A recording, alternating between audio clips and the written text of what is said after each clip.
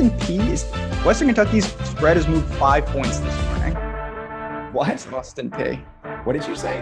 I said Western Kentucky's spread has moved 5 points, and that is how we kick off 2022 college football season here at Stokastic. No better way than to talk about Austin Peay, who we're forced to talk about, but I know it's going to be a great year. I know you guys are excited. I am excited. I am Ben Rasa. I am joined by Matt Gajewski, the man himself, and we are here, as we will be for every slate, breaking it all down. We're going to answer your questions. We're going to talk about this 6-game slate, and we're going to get our general thoughts on what's going on. It's good to see everybody in chat. Sir, I don't even want to ask what you're doing over there to prepare for the season, but you look ready. I've been up grinding, got a great tasting, less filling. Your God. It is week 0. We finally made it. I could not be more excited. Games, they're a little questionable, but you guys are going to get acquainted with some teams you maybe don't watch all the time. We've got some FCS games. We're going to get into everything. Idaho State is on the slate. Austin Peay is on the slate. Duquesne didn't even know they had a football team. That's true. Know them from basketball, don't know them from football. We're going to get into all that and more. Also, we're going to talk about PrizePicks in just a second. I want to ask you, though, because we've got some new people checking out college football, getting their Saturday sweat on. Kicking off the season, is there anything that you want to stress? I'm going to get right to it. The double QB, that's something we can't do in NFL. I want to get into a couple general strategies. You are the guru. For people just trying out college football for the first time, what are the high-level points you think are really important? You hit on the biggest one, in my opinion, which is on main slates, you're trying to get 2 quarterbacks. Don't waste that super flex. Quarterbacks are the highest scoring position. College football, unlike NFL, has these like super QBs. Some are live for the double bonus with their legs and through the air. You don't get a lot of that in NFL. And then we have game totals that are ridiculous. You have game totals up in the 70s, high 60s, makes for really good stacking opportunities. And then you also get really lopsided spreads. We're going to talk about like 6 of them today, like spreads north of 40 points. Duquesne has an implied team total of 5.5. Florida State's at 49.5. I mean, you're going to see a lot of backups for Florida State. So you're also trying to balance, okay, these guys are in a great game environment, but how much are they going to play? So you have all of these factors working together to help us try to build lineups with everything we really have to cipher through. Absolutely. Again, just some differences between NFL. You don't see 40-point spreads. You don't see totals that can get crazy. You don't have the opportunity to play multiple QBs. We will try to get to everything and more, but let's start with the best thing. That is PrizePicks powering the show. They did a fantastic job. I know a ton of you guys play over there, but if you're unfamiliar, they are daily prop-based contests, a different way to play. And when you get over there, get started, take the free money with the promo code Awesemo, match your first deposit bonus up to $100. I've seen you on Twitter talking about some of these over-unders in some of these categories that the lines were very, very soft and there were some spots to buy. Do you have a category or a guy that you want to highlight? We'll be talking about this throughout the show, but I know you found some good spots on PrizePicks. Yeah, I like the over on Casey Thompson, and it's still sitting at a pretty affordable price here, 230 passing yards. There's a couple of reasons. One, the statistics you look at for Casey Thompson last year, I think they're a little depressed considering he played a lot of the year with his severe thumb injury on his throwing hand, and then his stats actually weren't that bad for playing through that. Then they get Mark Whipple coming over from Pittsburgh as their OC, and all reports out of Nebraska, they're going to bring the pace up, they're going to bring the pass rate up. That's going to help Casey Thompson. He's being projected on PrizePicks with last year's metrics, and I think we can confidently say that those aren't accurate given all the changes they've made. There's no doubt early in the year there's going to be these opportunities. You mentioned Casey Thompson, who we're going to talk about him with Nebraska, and there's some guys. I'm interested to see a guy like Jordan Travis, but it kind of alludes to what we'll be talking about throughout the show. Do you worry about targeting some of these guys from, say, like Florida State when they're north of 40-point favorites? They're not going to be playing in the fourth quarter. Oh, yeah. And I think reading through the lines with Florida State, they're worried about their health right now, particularly on the offensive line. They had a scrimmage last week, and they didn't even play Travis because they're breaking in a bunch of new linemen right now. It's not like guys are out for the year, but they're just not the healthiest team coming out of camp. So that raises the question, are they going to let Travis run out there like they normally do? Or are they going to play him even the full game? I'm a little weary of that. So Travis is a guy I'm being a little cautious with, and that extends to PrizePicks. Our projections like him just because, their team total is so high and their efficiency is going to be so solid when they actually play these guys. It's just I cannot guarantee he's going to get a full allotment of snaps. We'll have to keep it in mind when you're over there. You have a lot of options. And again, a lot of different categories. But let's dive into the slate. We've got 6 games. We'll try to hit on some FanDuel as well, and we'll take your questions at the end. The first game is what I was talking about when we went live. Austin Peay and Western Kentucky. This spread is literally hour by hour. It is jumping. I'm looking at my screen now. It's up to 32.5.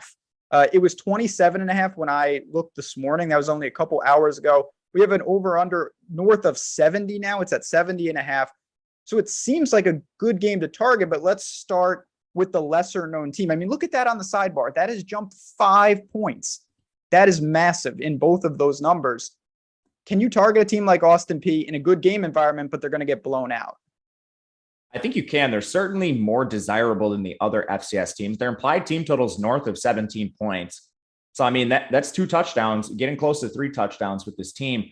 And then you look at the way they play. Their coaching staff is intact. Scotty Walden's their head coach. He previously had a stint at Southern Miss. He was their interim coach when they went through a little bit of turmoil a few years back. But they're really fast. They were 75.5 plays per game, pass rate 50%. So pretty balanced, little favored towards the pass. You know, they're not going to score a ton of points, but could this be a spot where you get some value with some of the cheap receivers, like just raw PPR value? They're going to get a lot of targets, a lot of them inefficient, but you do have min-price guys. So Dre McCray, he's their leading receiver that returns. He's this little 5'8", 175-pound slot receiver. He's 4.7K. I'm not sure I'm targeting him. Their other 2 starters, Trey Goodman and Trey Shackelford, are the stone minimum.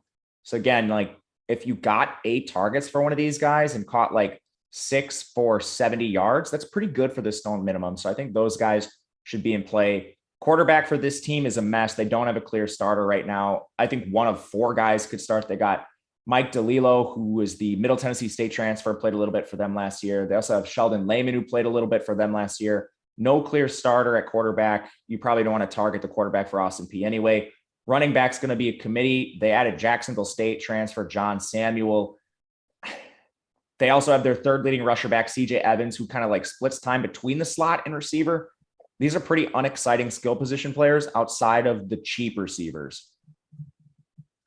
It seems more, and correct me if I'm wrong, that Austin Peay would probably be used more as a run back than a stack themselves. You just mentioned the QB situation. You do have some of the skill position players on the outside, possibly as run backs, but that would incorporate stacking up Western Kentucky. Your boy, who is always on the slate, Jared Doege, he can't run. And that's one thing I don't want to backtrack, but we didn't really talk about that. The other big difference between the NFL and college football, when you get sacked, you lose those yards in your rushing total. So if the guy is not mobile, he could see negative points from that.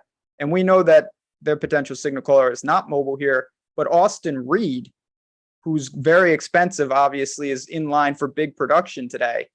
Where does he stack up amongst the quarterbacks, and where does the Western Kentucky stack rank for you today? It's super high. Team total north of 50 points now.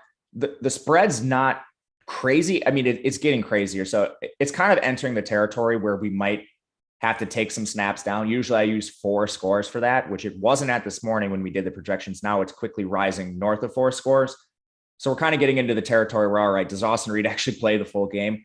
But if he does, he's awesome. He's a Division II transfer from West Florida. He has solid mobility. It's nothing like Lamar Jackson, but he has positive rushing yards. To your point about the sacks, that is really important. And he plays in an offense that's going to throw the ball a ton. They're going to throw the ball all over the yard, pass rate really high, plays per game really high. And they lose their OC, but they hired in-house replacements. So I'm not worried about the offense changing drastically. And there seems to be a tailor-made offense for Reed here. I also like that he's mobile. I think you see an upgrade from Bailey Zappi last year in that regard. So stacks of this team, you should be certainly targeting them. I think Reed is the number 1 quarterback play on the board. And I think you could stack him with any of the starting 4 receivers. Dawood Davis is really cheap on DraftKings. He's 4.8K.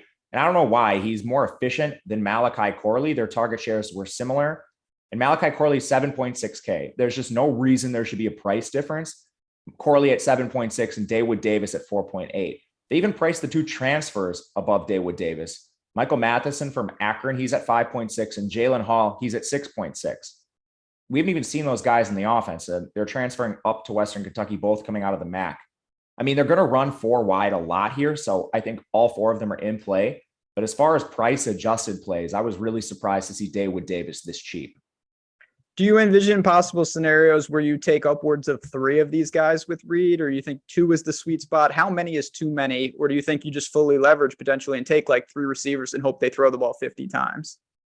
Yeah, they probably will. I think we have his exact projection, I think, on the back end is 50 pass attempts, if I'm not mistaken, which is insane. But to that point, I'm using 2, but you can use 3. I used to make rules in Fantasy Cruncher limiting this to 2, but you get these offenses like Western Kentucky that are so pass heavy and so up tempo.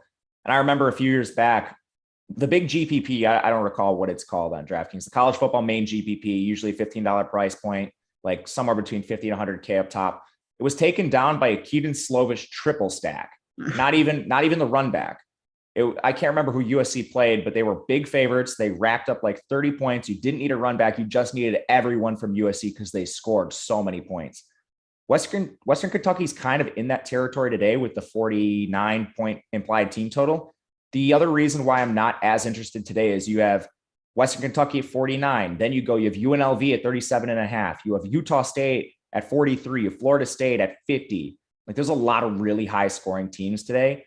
I think if you had it all condensed to one team, then I'd be more interested in the triple stack, but I think doubles is where I'm going to stay. Last thing for Western Kentucky, because we know you mentioned, hiring in-house.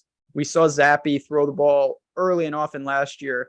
Does that render their running game useless? Is there a back that could be a pass catcher? What do we do with the running backs for a team that we know, even though they're pass first and pass second, honestly, they're going to be winning? Are they going to be running the ball at a clip that makes these guys playable?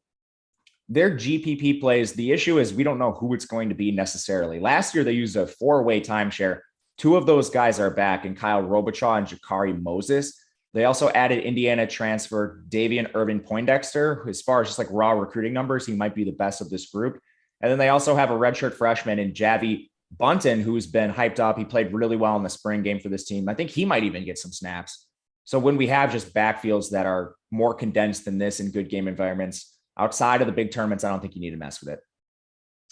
Anything else from this game? Obviously, from a betting standpoint, there's really not much to say. And of course, I'll give a quick shout out to OddsShopper, that YouTube channel. You and me have dropped all our picks over there, and you can always head over there throughout the day to check out what we're going to be doing on the betting side. But this game is not on my card. It seems like Western Kentucky is going to roll over them. It is not on my card either. Tough scene. Picasso, appreciate you for spitting facts with the super chats. All right. 1 down, 5 to go. The best game of the bunch certainly is in Ireland. Nebraska, they have dropped a little bit, 11-point favorite.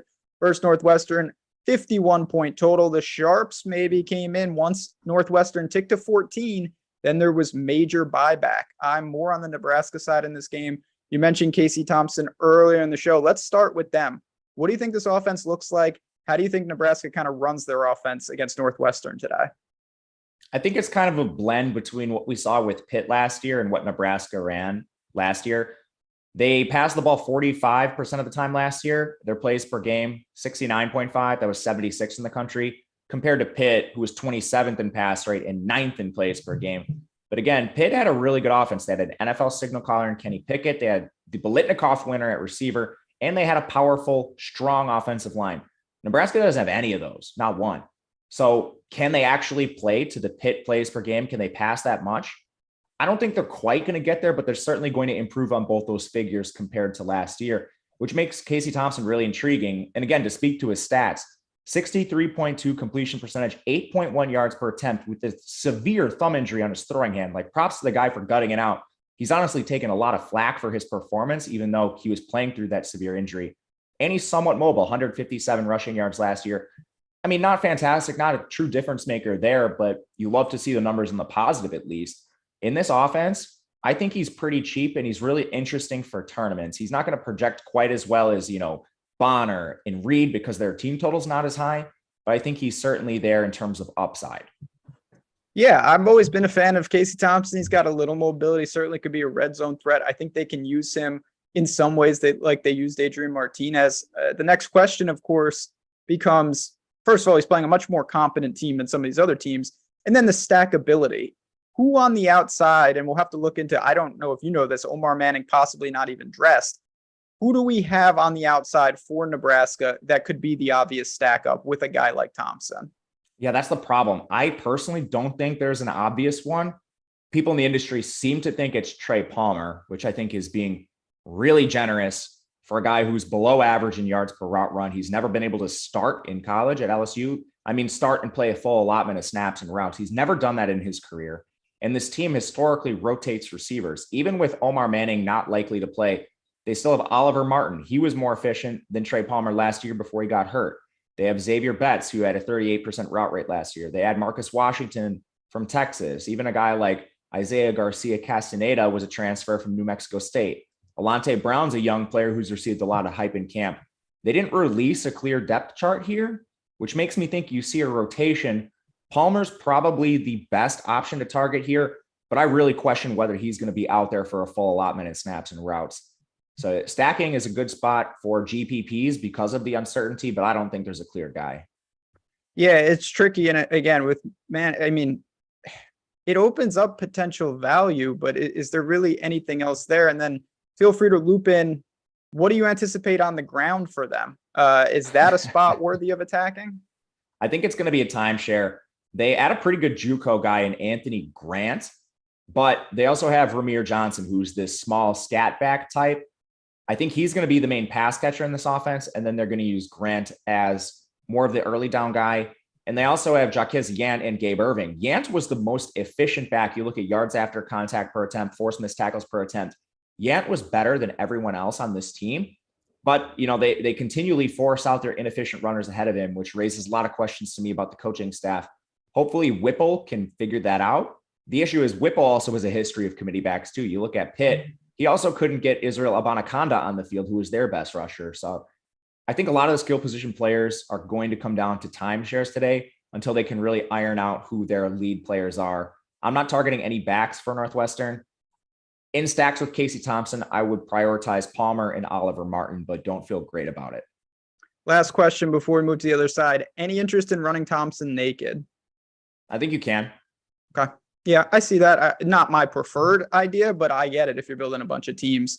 Friend of the show, Lane, $12 super chat, $1 for every win the Beavs this year. I'd love to see that. I did bet over on their win total. Let's just win against Boise State. That'll be next week. You're going to be getting to 12 wins, but they'll be in a bowl. We appreciate you, friend. Let's go to the other side. Northwestern. I think they're going to be in for a pretty rough year. Certainly not a team known for great DFS production. You've talked about Helinski, that you're not overly sold on their quarterback. I assume of the 12 signal callers that he is towards the bottom of your preferred targets today. He is. The one thing we can say about him is he should play most of the game. It's probably honestly not a guarantee. If he plays bad, Brennan Sullivan has received some hype. But the issue with him is the efficiency is just so bad. 54% completion percentage, 5.6 yards per attempt. 5.6, that's horrific. He's also not mobile, negative 122 career rushing yards in an offense that's going to try to be run heavy. So completely out on him. I think you could maybe run back a receiver in Nebraska stacks. Malik Washington is the top guy here. Bryce Kurtz is interesting at a slightly cheaper price. He got hurt last year, but he was a full-time player in the offense before that injury. They listed a bunch of co-starters at their final receiver spot. So I'm probably limiting it to Kurtz and Malik Washington. I have a couple of them as runbacks to Nebraska stacks, but this is a hard team to target. I think if you really want to hit Northwestern, you just hope they continue their run-heavy approach and one of these guys has success. Where we've had success in the past, it's come through injuries. They've limited their backfield to just a couple guys because of injuries, but now you have everyone healthy. Evan Hull, Cam Porter's played previously. Andrew Clare is a former transfer from Bowling Green. He's smaller. He's like more of a pass catching back. Maybe he plays on third downs. There's a lot of timeshare in this team overall. And with the lower implied team total, I don't think this is one we should really be hitching our wagon to. It doesn't seem like a great game stack. Again, it could be a good game, but the 51 total is pretty methodical, should be competitive. I don't really see the need to get crazy here with so many teams with massive implied team totals and spreads and totals that are way better than this game in Ireland. Anything else for these two before we move on to the team of the hour in Idaho State? Let's go to the team of the hour. God. All right. I will say before that, two things of equal importance. One, we're breaking records here. There's a lot of people. We got some new viewers. I'm very excited to see it. A lot of you jumping in for the first time. Of course, we appreciate it. If you want to support what we're doing here, hit that like button and make sure you join the channel. We have a ton of content, not just on the Stokastic YouTube, as well as Odd Chopper, kind of across the street. You can check both those out. We hope you'll be part of the team here. And also, we got some promos going on. If you want all the tools, because Lord knows with guys dropping out, ownership projections, everything going on, Matt, all his data, it's all behind the paywall, but you only have to pay $1 this week. You can come in, $1, sign up for our college football Stokastic Plus package for the week with the promo code Heisman. It's $1. You go to stokastic.com/join. You can see it there. Type in that promo code Heisman. You're in the door for $1 this week. It is a great opportunity, Matt. I know all the content that you have behind the paywall can really help make the difference. It's a crazy slate and early. We got to get all the edges we can. These tools can really help you out, and you're paying a single dollar if you use that code Heisman. Yeah, it's a great deal right now. Make sure to take advantage of it. Put a lot of work in everything. I know you do as well. And if you've already taken advantage of it, thank you. Yes, much appreciated. Now, I'll be honest, I don't know if tools can save us with Idaho State. It might take even more than that. They're 23-point underdog, which just speaks to how bad they are because UNLV is not good either. 52.5-point total. I know I watch a lot of bad teams. I watch a lot of weird college football. I don't know much about Idaho State. It looks like this is the Wyoming kid. Is that, or did I make that up? What is going on with this team? Talk to me about the FCS Idaho State football team. All right, we don't have to spend a ton of time here. This team went 1-10 last year, rehauled their entire coaching staff. They're bringing in Taylor Mazzone as OC. He formerly coached receivers at San Diego, and then he was at Arizona before that. You know, the Arizona team that was like 53% pass rate, really up tempo. So I think we try to see some of those schemes, but they're just so bad. I don't think they're going to be able to keep up, which the spread indicates that. Massive underdogs to UNLV. Quarterback's Tyler Vanderwall. In the spring of 2021, the FCS played in the spring that year because of COVID. He played really well. And then last year he played terrible and got hurt. I don't think you're targeting him. Running back, Demir Collins transferred in from Oregon State. He's 5'7", 175 pounds. He's just overmatched in this level of competition. I think at best, he's like a pass catching scat back. He's the Stone Min. So, I mean, if you want to take a flyer, he's down there. And then they lost a bunch of their receivers. I think you're looking at some combination of Xavier Gulleroy, Shane Daly, and Christian Fredrickson as their starters. But these guys are more expensive than the Austin Peay team. They're more expensive, and they're on a run-heavier squad, and their team total's lower. So I'm just not messing with anyone here. It's pretty rough. Like I said, to be 23-point underdogs to a team like UNLV speaks to the work. And again, I knew that quarterback name.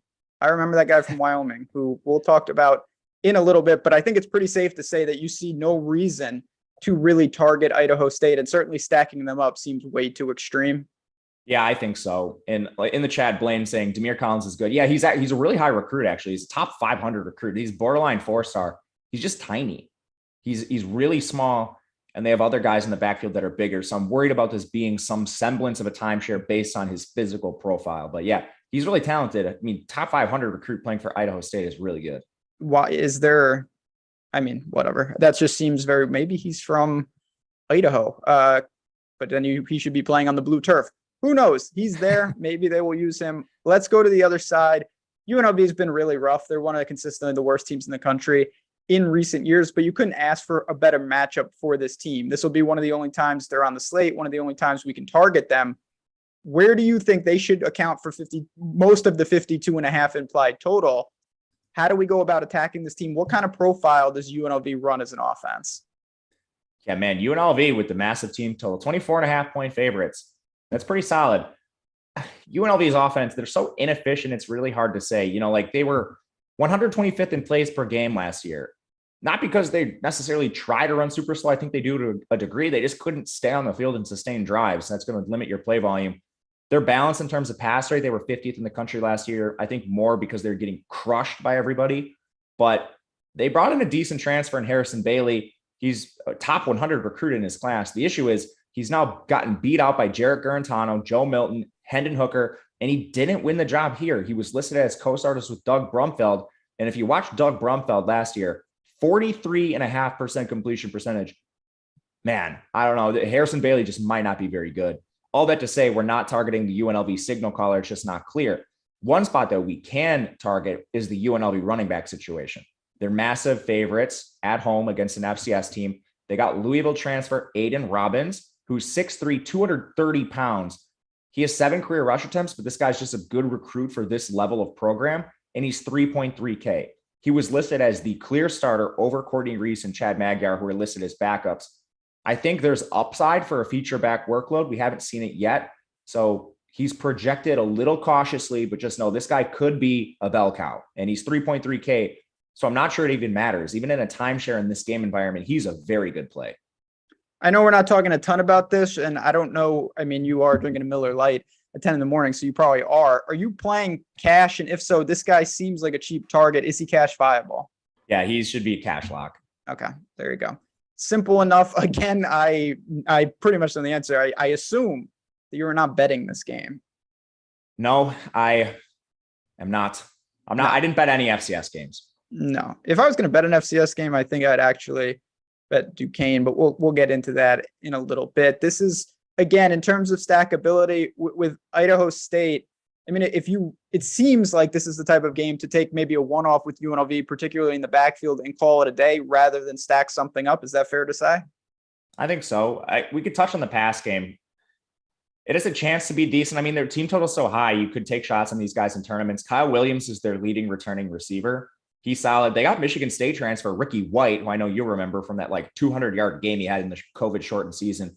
And they got another transfer from JUCO and Jeffrey Weimer, who they listed as a clear starter. He's 4.4K. I'm taking some shots on some of these receivers just because the team total is so solid. Not taking a stand really on any of them, but we should at least talk about them because their team total is so dang high. Yeah, no doubt. Again, when you're playing these FCS schools, this is one of the only opportunities these teams have. I'm not going to try to jump back a ton because we do have games to get to, but we've had a couple questions about Austin Peay because they're in that really, really lucrative total game. If you had to prioritize the receivers, is McCray the guy you want to go to first? And then does the line start behind him? It does, but there's a price difference. So I think I would rather just go down and play Trey Goodman or Trey Shackelford at the Stoneman than pay nearly 5K for Dre McCray. I don't think there's a lot of upside with any of these receivers. You're just hoping for 10 targets and then inefficient PPR volume. And I'd rather take those shots at the min than take Dre McCray. Fair enough. Moving on, 3 up, 3 down, right on time. That's how we roll. Wyoming, my former team. Love this team. It's going to be bad. 13.5, and it's ticking to 14 at a lot of places. They're going into Memorial Stadium to take on the Illini. 42.5 total. That's a red flag. But that's mostly because Wyoming is really struggling right now. They don't have a lot going on. All their good players transferred. I don't even know, and maybe they've declared and I missed it, who the quarterback is. It seems like it could be numerous players. Talk to me about the Cowboys here. It's not a lot going on. I don't see a lot of great DFS value. Now, their coach is a bozo. He runs a really archaic offense. That's why all his players transferred. You can't have decent players like Isaiah Nayer and then pass the ball 36% of the time, rank 113th in play volume. I mean, you're going to lose your good players in this climate. He should be fired as a coach unless he changes this year. We'll see. They downgraded a quarterback. Utah State transfer Andrew Peasley comes in. He's never been able to win the job. His best redeeming quality, his mobility. I cannot guarantee he plays all the snaps, so I'm out on him. Out on all the receivers. They run a timeshare and they run 2 tight ends as their base set. Really good for the run, but I mean, you can't target any of them in the pass game. Titus Swen, their running back, for the reasons we just mentioned, they run the ball, they use 2 tight end sets. He's a good play. They lost Dwayne McNeely, their backup, and they lost Xavier Valade to the transfer portal. This team was top 30 in run plays per game, even though they were bottom 20 in play volume. That just speaks to how much they run the ball. Titus Swen, I think, has the upside to get 30 carries, and his floor is probably somewhere around 20. He can also catch passes, and Xavier Valade vacates 23 receptions. So all this is setting up for Titus Swen to handle a massive workload. The only issue is they're underdogs. Illinois' defense is pretty good, and the team total is low for this team. So could he potentially be outscored by a Florida State back just because they score 4 touchdowns? One of them individually could. So that's a concern for me. So, Mike, just to follow up on that a little, do you think he's game script proof? Because I do think there's scenarios where Wyoming is just absolutely throttled here. If it devolves early, do you think they continue to run the ball when down, or do you think that they will somehow try to pass their way out of it? No, they'll run regardless, and their coach is a moron, so you can guarantee that. Yeah, my man. Hey, you did get Josh Allen, the fighting Josh Allen's baby, but it's pretty rough. Swen, over under 72.5 yards rushing. I know that's part of the projections that we have behind the paywall. Again, dollar for Heisman, but what do you think about that line? It's too low. Too low? Yeah. Anything else from Wyoming? It seems like it's running back or bust. That's it. Okay. On the other side, the fighting Brett Bielema's. They're going to be pretty good, I think. DeVito takes over. I'm kind of a fan of him. I definitely like Williams on the outside. They've got some weapons, but in terms of the priority, because we always have to look at it within the context of the slate, how do you target Illinois today?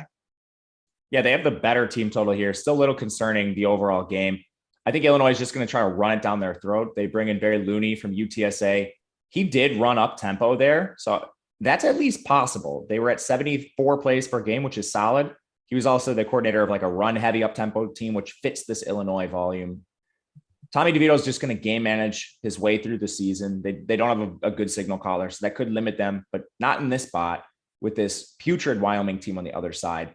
So immediately, I'm not too interested in stacks. Isaiah Williams is really expensive for a guy that's going to be playing on a run-heavy team. And I mean, he only finished with 525 receiving yards last year as their so-called alpha, not going anywhere behind him.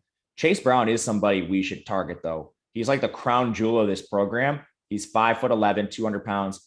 He rushed for over 1,000 yards last year, despite their coaching staff, for whatever reason, playing him in a timeshare to start the year. He can also catch passes, which I like here too. When you look at his yards after contact and force missed tackles per attempt, this dude is elite, and he's playing behind a good offensive line.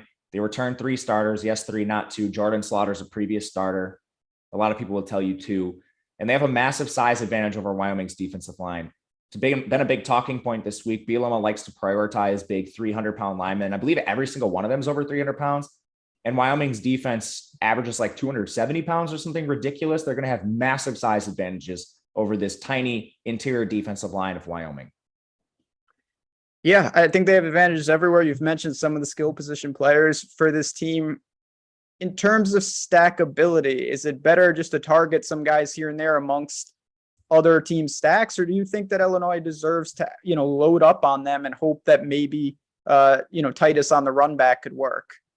The only guys I'm playing in this game are Chase Brown and Titus Swen. I think they're both completely viable because they're so run heavy, both these teams. Together? You could play them together. Don't love it, but I think you can. Fair enough. Anything else in this game? Again, ironically, the best quote unquote, not that this is a great game, but it seems like the games that are most competitive and amongst real teams are probably not the best targets for the DFS slate. This is true. This is true. Unfortunately, UTEP North Texas on the night slate. We do get FAU Charlotte on FanDuel, so at least FanDuel treated us to that game. The night slate's much better. It's much more competitive. And again, we've got those projections and everything inside the ropes. Mr. Reynolds is going to put on a show for Charlotte today. Can't wait. Cannot wait for that game. Can't wait for this game too. UConn, 26.5. It's dropping. I have them at plus 28 against Utah State. You could argue that UConn was the worst team in the country last year. They lost to UMass. If you do that, it's not good because UMass lost to Maine and Rhode Island and many other teams. But I do think that there is some light at the end of the tunnel for a team like UConn. Roberson comes in. They've got a little more stability, new coach. It's still going to be bad, but how bad is it really going to be in week 0? I think it's going to be better, and the line movement suggests that. I mean, there's still nearly 4 touchdown underdogs, but money's coming on UConn. They hired Jim Mora. I don't think he's great, but for this level of competition, he's a solid hire overall. I think they're going to try to be a little run heavier this year, which makes sense. They have a fairly strong offensive line comparatively. They return a lot of players there. They return Nathan Carter. They also have Robert Burns, who was listed as the starter ahead of him. I think that's a timeshare to some degree. They added dual threat Taquan Roberson, former 4-star recruit from Penn State. He was never able to take hold of the job there. But I mean, at this level of competition, a dual threat signal caller should be fine. He was named the starter today. So we weren't really sure if he was going to be in a timeshare or not. But now I think we can pretty confidently say he's going to get most of the snaps unless he's just horrific. And then they also returned their top 3 receivers, which is solid. Some of these guys are really cheap too. Kevin's Claricius and Aaron Turner, 3.2K, 3.1K. I'm comfortable targeting either of them. And I'm actually willing to play a little bit of Roberson based on his mobility and the chance that this UConn team is just a little better. We'll talk about Utah State in a minute, but there's a reason to think they could take a step back. And UConn's actually a little interesting. Again, I don't think you should like hammer these guys. These are just GPP plays. Their team total is super low, but at least we finally have a skill set that is intriguing for DFS. Do you have interest in Roberson as a standalone? Yes, he's very mobile, very mobile. Okay. Yeah, that does make sense. Again, you're going to have the luxury of being able to play 2 quarterbacks, and I don't mind that. I do worry a little about the team total. It's lower, but I'm higher on UConn than the books are. I think they're going to be okay. I also don't think that Utah State is that good. They got a lot of production out the window this year. They're better than UConn, but still, I think this could be a somewhat competitive game. Starting, Logan Bonner, a name we've seen quite a bit. Where does he rank in the quarterbacks? Obviously, he's viable today. There's no doubt about it. 8,600 on DraftKings. Is that a cash viable, preferred target behind a guy like Reed? Just prioritize him for me. Yeah, he's behind Reed, but he's cash viable. I'll be playing him in cash. Team total's so high. This team is extremely pass heavy. They retain their head coach.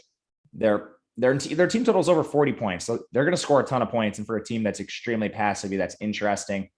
They do have issues overall. Like their offensive line's not good. It's below average last year. Their defense only returns 5 starters. They lost their top 3 receivers, their top 2 running backs.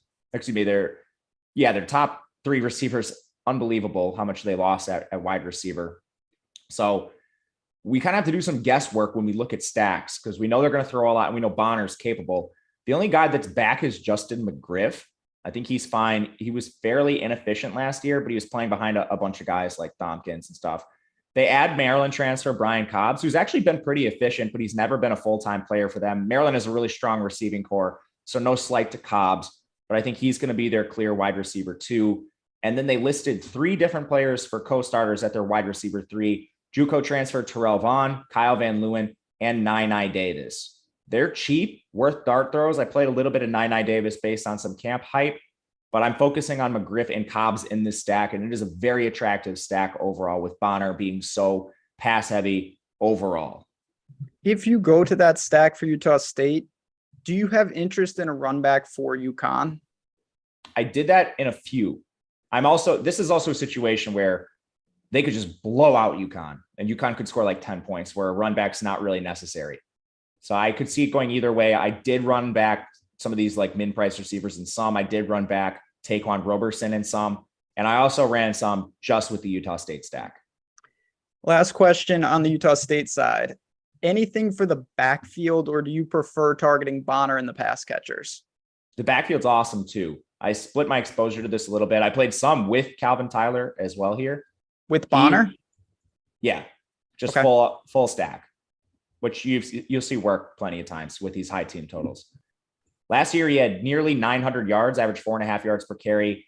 Decent pass catcher, caught 11 balls. He was listed as the clear starter over John Gentry, who played a bit last year. And again, even if we think this team's going to take a step back and Utah's going to take a step forward, they're still nearly 4 touchdown favorites, which I think drives their projection. They project very well. I'm not going to go against it. I'm going to play some Tyler. Yeah, I mean, listen, that is something, again, going back to the top of the show when we talked about things that are different. When you can score 50 or 60 points in a game, you can stack up guys that are not correlated. Like Tyler and Bonner can coexist even if he doesn't catch passes. If he does, that's even better. But if they get 8 touchdowns on offense, they could have 4 passing and 4 rushing, and you actually need them both. That is something you've preached for a while, and we've seen it work many, many times over the years. Yeah, for sure. I see someone in the chat asking about the Bama transfer. That's Xavier Williams. He was listed as a backup.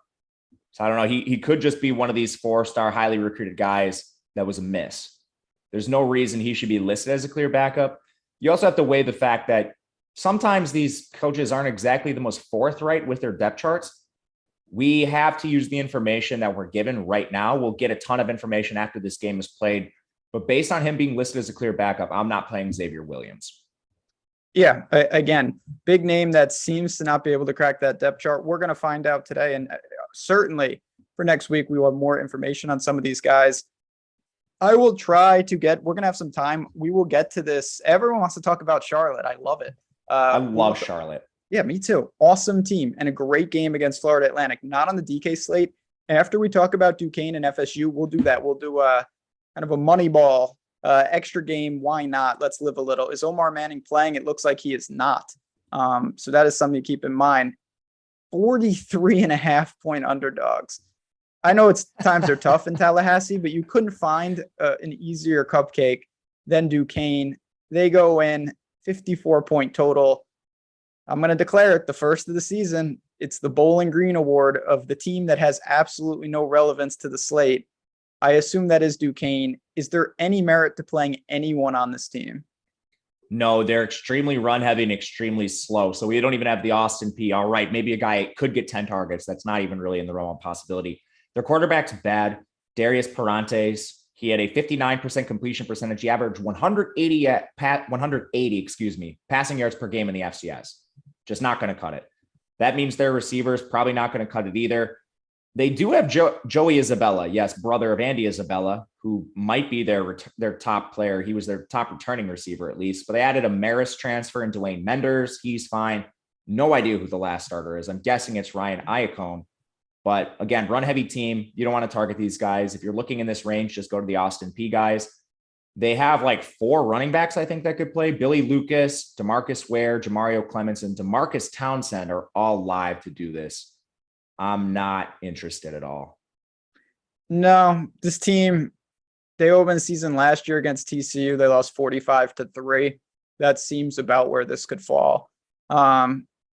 Yeah, no, they did beat Merrimack 37-14 last year. I don't think. Are they good? I don't think so. I just wanted to say that on a stream because I'll never be able to do it again. I was like, oh, is Merrimack like an FCS powerhouse that I didn't know about? Nope. I don't think so. I've got on pretty good authority that this team is pretty bad. I do think, in all seriousness, that Florida State is on the road back to being a relevant football team. And I'm a fan of Jordan Travis. I just don't know if we're going to see it today. You mentioned that he's probably going to be watching, and with their offensive line woes, getting him hurt against a game like this when you've got big time, the LSUs of the world lurking would seem pretty short-sighted. What do you expect from Travis? And at 8,800, does he have a ceiling in a game like this? Yeah, he could just efficiency his way to a solid score. He's already efficient, more efficient than people give him credit for. He was the 6th highest passer in the ACC. And you know what he can do with his legs. He's excellent as a mobile rusher. So I think Travis is live. I'm not playing a lot of Travis. This is kind of my stand at the quarterback position, playing more Casey and Bonner and Reed over Travis.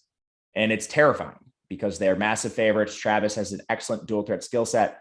I'm just not sure he plays the whole game, especially with their offensive line concerns right now. So it's tough. You got to toe this line. He's certainly in the player pool. If you think he plays the full allotment of snaps or Duquesne keeps it closer than maybe the spread indicates, he's an awesome play. Take Travis out of the equation now. Let's talk about everyone else for this team. I guess we can start with his pass catchers. Micah Pittman comes out, transfers in. You've got Wilson McLean. Who's going to be catching the touchdowns early? And then again, same question. Can you go to them considering what's going to happen, or do you think that they can pull enough in just one half of football?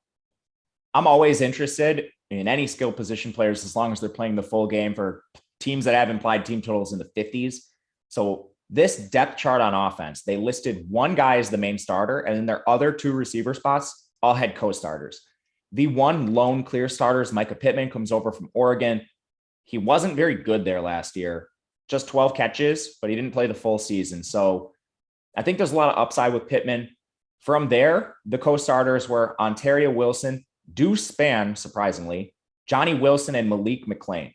I'm more interested in the cheap guys. Deuce Spann is 3.2K. He just wasn't expected to be a starter. Most people were penciling in West Virginia transfer Winston Wright, who wasn't able to get it done. And then Johnny Wilson. If you don't know Johnny Wilson, he played at Arizona State. He's 6'7". The dude is a monster, and he plays like it. Arizona was just a horrific offense last year. It'll be fun to see him actually in a competent offense for the first time. Outside of Pittman, those are the guys I would take flyers on.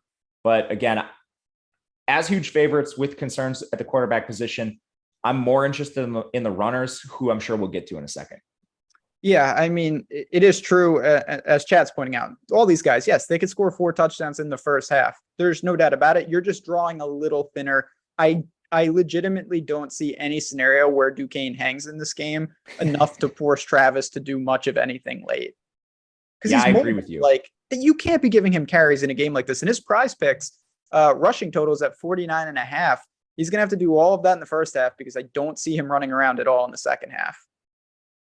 I think that's correct. The other back, certainly Treshaun Ward, his prize picks rushing yards is at 60.5. How much work do you see for him? And is it his backfield alone, or are there other guys pushing him for time? They used a timeshare last year, and I think it'll be the same thing. Ward was in a timeshare with Jashaun Corbin, who's now in the NFL. He's on the Giants. But Ward was really efficient. 81 carries, 515 yards. Yards after contact and forced missed tackles per attempt were well above average. He's 5'10", 195 pounds, so not the biggest guy. They're also going to use Lawrence Toafili, who's 6 feet, 185 himself. He also had 32 rush attempts, and he's a guy that has been efficient throughout his career, also above average in some of those metrics. I think they both get time, especially against Duquesne, and I'm going to be using a lot of both, to be honest. I have a preference towards Ward. He should just be ahead of Toafili on the depth chart. But one thing I want to highlight here is a potential edge could be gained by playing them both. It's not the most likely outcome that they both pop off, but we've seen it in the past. Like the USC triple stack, I distinctly remember DFS slates where both Javonte Williams and Michael Carter were in the optimal lineup because they rammed the ball down their opponent's throat and they just ended up scoring more points than the other running backs, cost adjusted on the slate. It allows you to take a different build as well. So instead of getting one of the more expensive backs like, Chase Brown, you're playing 2 guys in the 6Ks, 6.1 for Ward, 5.3 for Toafili. That allows you to change your construction too. So there's potential edges there for leverage. Again, it's not the most likely outcome that they both snap, but it could happen. And I think one of them does. My preference is Ward, but I'm playing a ton of both these guys. Yeah, and the thing with it's going to be interesting. You obviously need Travis to not go crazy on the ground because that would cannibalize them. But we have absolutely seen the ability to that. And in a game like this, I don't think it's crazy that Florida State just runs it, and is dominant in that fashion. So there's a lot of opportunities there with that. All right, couple questions. We'll talk about Charlotte and FAU in just a second. I will say, as I've mentioned already with that promo code Heisman, if you go, and Tyler can nod if I say this right, ! Heisman in chat, it'll pop right up for you if you want to take advantage of that. Question from Mr. Williams. Couple cash plays on DK. You've talked about some cheap running backs. Is there anyone else that you think, if you're building a cash lineup, really makes sense on DraftKings today? I like Chase Brown a lot. I'll be using him in cash.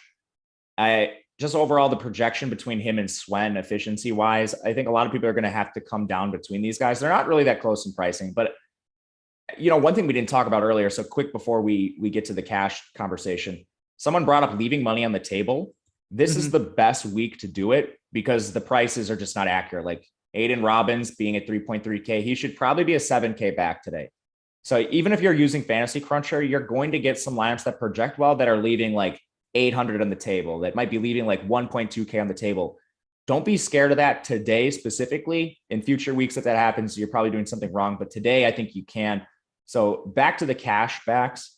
Titus Swen and Chase Brown are at differing price points, but I don't think that matters a ton. I was honestly debating between them a little bit myself, but I think the edge goes to Brown as the favorite against a terrible Wyoming defensive line. In terms of Western Kentucky and these pass catchers, we didn't really talk about the one man who's sporting a Q tag, and I don't even know what it's for. Where does Joshua Simon rank? And then you've got Jalen Hall right above him. Do you have a preference between those type of guys in terms of the priority order for the Hilltoppers? Yeah, Simon's a tight end, so they don't use a tight end on every play. I wouldn't play him. But Jalen Hall, he's going to be out there a lot, I'm anticipating. He's a Western Michigan transfer, solid player for them. I like Jalen Hall. And then one more, and then we'll get to the bonus game. Robbins and Bonner or Ward and Roberson, DK tournament. All right. Is that in the chat? Robbins, Bonner, yes, Ward, it's in Roberson? The chat. I would play the Robbins one. As would I. All right, let's quickly give some thoughts on Charlotte FAU. And then if there's a little more time, we'll sneak in a couple more questions. But we got to talk about Chris Reynolds. Charlotte is a 7-point dog in the game. I think it's going to be competitive. FAU is a competent defense. Over on FanDuel, what are the plays that people need to know if they want to target that game? This is a fun game. I wish it was on the DK main slate, but played the night slate. Awesome game overall. So this game in particular, I think there's a couple people we could get to. The Charlotte side is really interesting to me because they play so up tempo and they're pass heavy. They have an awesome offense and a horrific defense, which kind of caters to shootouts. I do think their defense will be better. They hired a new DC, but overall the team totals for this game keep climbing. The total continues to rise. It's at 59 now. Chris Reynolds is a veteran player. He's somewhat mobile. I think he makes sense in tournament stacks on FanDuel because you're going to see a lot of people go to Bonner and Reed, and I like him as a potential option. He also has the top 3 receivers from his team back: Dubose, Tucker, and then the freshman of the year in this conference, Spencer. They're all really good players. So all that to say, I like this team a ton overall. I'm not really interested in the backfield. It's going to be a timeshare, I think. But the passing game is awesome. And I think with FAU on the other side as favorites, you can use some run backs. Like LeJonte Wester is a guy who's been with this team for a while. He's their returning leading receiver. Jaquan Burton's a clear starter for this team. There's a lot of options. And I'm going to be playing stacks of this on FanDuel for sure. And I will be playing stacks of this in the night slate. For FAU, and you just mentioned a couple run backs. Any interest in Peay over there, or is it just run backs? Peay's middling. He's more expensive than some other quarterbacks on this slate, which was a bit shocking to me. Like, he's more expensive than Chris Reynolds. So in like 1-for-1 situations, like, I don't think there's any question I prefer Reynolds, but me too. For contrarian run backs, if you're like, you could stack the full game and then use Peay and Reynolds. It's going to be very contrarian and not project as well as your lineups with like Reed and Bonner, but I think it's at least in the realm of possibility.